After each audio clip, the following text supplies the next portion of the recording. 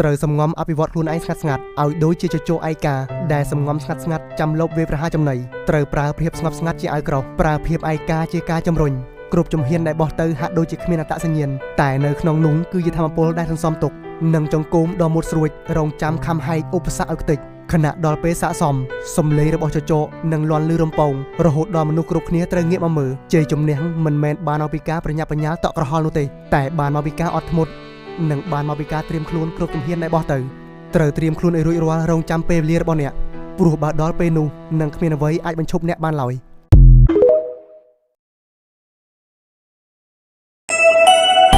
មនុស្សម្នាក់អាចទ្រាំនឹងការប្រមាថបានច្បាស់ជាមនុស្សដែលមានឆន្ទៈខ្ពស់ហើយ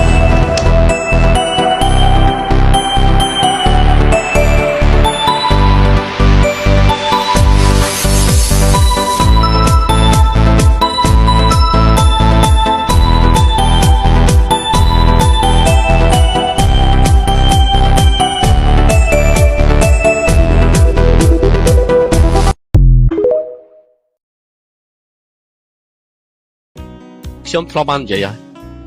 ដរាបណាខ្ញុំមានឯងក៏មានចំណាយពាក់កណ្ដាលដែរ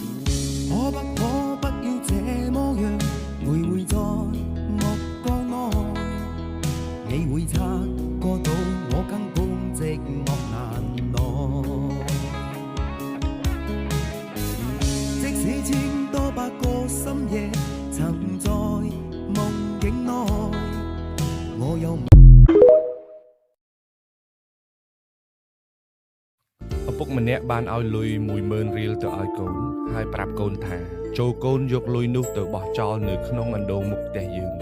កូនក៏យកលុយ 10000 រៀលទៅបោះចោលនៅក្នុងអណ្ដូងតាមសម្ដីពុកហើយក៏ត្រឡប់មកផ្ទះវិញ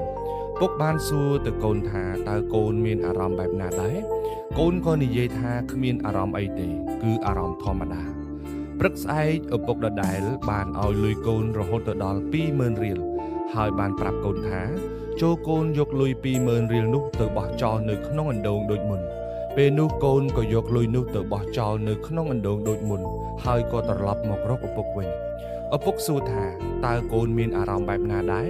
កូនឆ្លើយដដែលថាគ្មានអារម្មណ៍អីទេអារម្មណ៍ធម្មតាលុះស្អែកឡើងឪពុកឲ្យក្រូចកូនចំនួន5ផ្លែហើយប្រាប់កូនថាចូលកូនយកក្រូចនោះទៅលក់ឲ្យអ្នកភូមិក្នុងមួយផ្លែគឺ 1000 រៀលពេលកូនលក់បានប្រាក់ត្រូវយកប្រាក់នោះមកជួបឪពុកនៅផ្ទះរបស់យើងពុកមានរង្វាន់ពិសេសជូនកូនកូនលឺហើយក៏ប្រញាប់ចេញពីផ្ទះទៅលក់ផ្លែក្រូចតាមបណ្ដាំពុក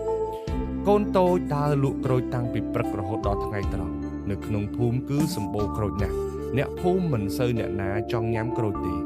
កូនតូចដើរលក់តាំងពីព្រឹករហូតដល់ថ្ងៃក្តៅខ្លាំងទីបំផុតគេក៏លក់បានប្រាក់ចំនួន 5000 រៀលក្មេងតូចអស់ណាស់ក៏ត្រឡប់មកផ្ទះវិញដើម្បីជួបឪពុករបស់គេពុកបានឃើញសភាពកូនដើរកាត់ថ្ងៃក្តៅញើសជោគខ្លួននៅក្នុងដៃមានលុយចំនួន 5000 រៀលពីការលក់ក្រូចនៅក្នុងភូមិពេលនោះពុកបានប្រាប់ទៅកូនវិញថា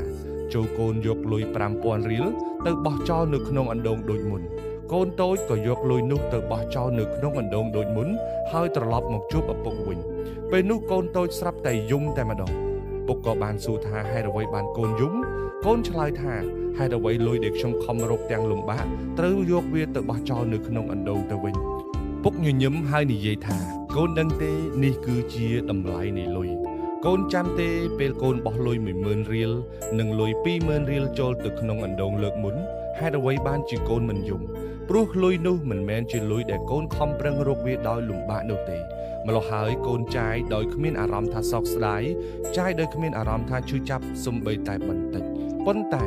លុយត្រឹមតែ 5000 រៀលសោះកូនបែរជាឈឺចាប់ហើយយំដាក់ឪពុកបែបនេះហើយជាតម្លៃនៃលុយនិងការខិតខំប្រឹងប្រែងរកលុយនៅក្នុងសង្គមរបស់យើងឪពុកបានប្រដៅកូនថាកូនដឹងទេមនុស្សដែលយល់ពីតម្លៃនៃការលំបាកទើបយល់ពីតម្លៃនៃលុយដែលខ្លួនឯងខំរកបានកូនត្រូវចាំថាលុយដែលកូនរកបានគឺត្រូវយកជីវិតយកពេលវេលាយកការលំបាកទៅបដូរពេលកូនចាយសូមគិតដល់គ្រាដែលកូនរកផងកូនត្រូវចាំថាទ្រព្យគេទ្រព្យយើងសុទ្ធតែមានតម្លៃកូនកុំបំពានទ្រព្យអ្នកដទៃដើម្បីសោយសុខមនុស្សបែបនេះរស់នៅគ្មានគុណធម៌ទេនឹងថាលុយនេះចឹងនិយាយដាច់ទីចុះ លុយចេះនិយាយមែនទេវានិយាយអីដែរខ្លះទៅបើមិនជឿសាស្ដាមើលទៅមានលឺទេអូលឺហើយលុយចេះនិយាយមែនតើវាប្រាប់ថាវាអត់សុខប្រាប់ឲ្យយើងទៅរកលុយមកកំណត់គ្នាវា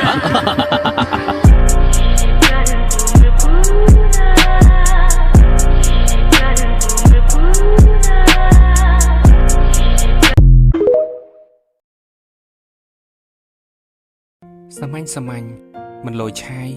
មិនហឺហារស់តាមជីវភាពដែលខ្លួនមានទោះមានលុយក៏មិនអួតអ្នកណាពេលអត់លុយក៏មិនអូនតែដាក់គេនេះហើយជាជីវិតខ្ញុំរាល់ថ្ងៃ ខ្ញុំធ្លាប់បាននិយាយហើយ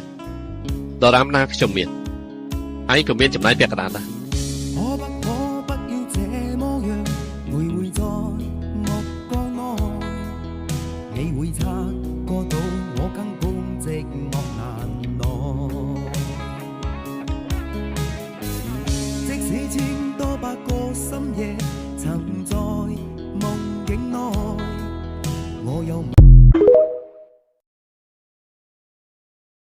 បើសិនជាមានលុយស្អីនោះនិយាយចេញមកកម្លាក់ទុកក្នុងចិត្តអីធ្វើបងប្អូនជាមួយគ្នាគឺធ្វើអស់មួយជីវិតយល់ទេ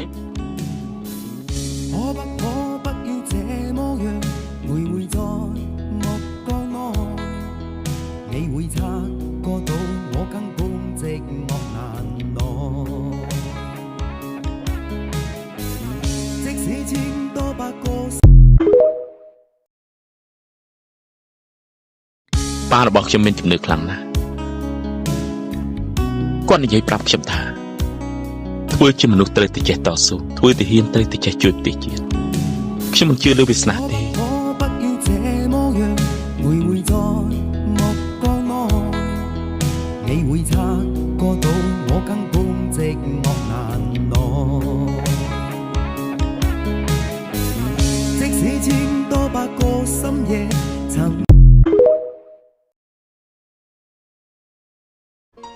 ឯងបានប្រឹងប្រែងខ្លាំងណាស់តែចុងក្រោយយើងជូនពាក្យមួយគ្នាទៅឯងពិបាកទើបជារឿងល្អអូខេ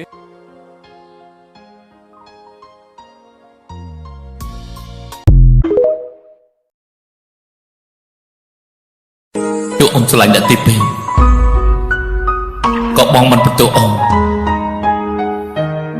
បងមិនខត់ខាំងអ៊ំចង់បន្ទោសបងមិនស័ក្តិសមនឹងអូនចុះ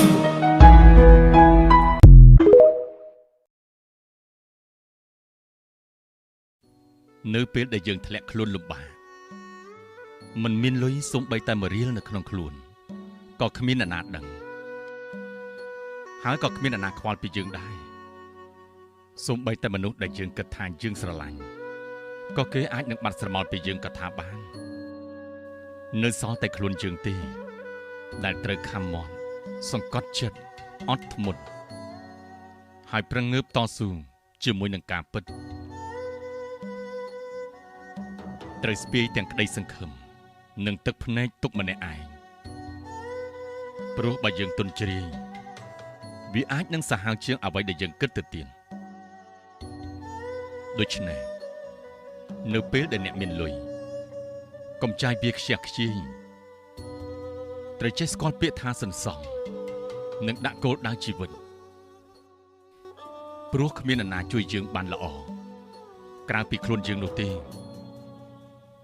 ត្រូវចាំទុកជានិច្ចថាជីវិតវាមិនថិតថេរនោះទេគ្រប់យ៉ាងត្រូវចាប់ផ្ដើមពីយើងកុំរំពឹងលើជោគវាសនាតែម្យ៉ាងឲ្យសោះ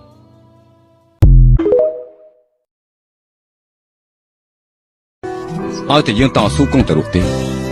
រស់ដែលពឹងលើកម្លាំងខ្លួនឯងរឿងអីត្រូវខ្លាចគេមើលងាយមានរឿងអីដែលគួរឲ្យពិបាកចិត្តទេ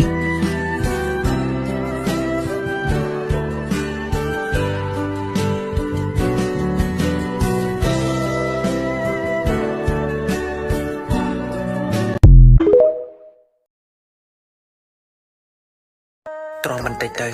ប្រហែលជាកម្មចាស់របស់យើងមិនតាន់អស់ទើបជីវិតរបស់យើងជួបតែរឿងដែលមិនសមបំណងនិងរឿងខកចិត្តនៅក្នុងជីវិតនេះនៅរាល់ថ្ងៃនេះខ្ញុំគិតច្រើនណាស់គ្រួសារផងអនាគតផង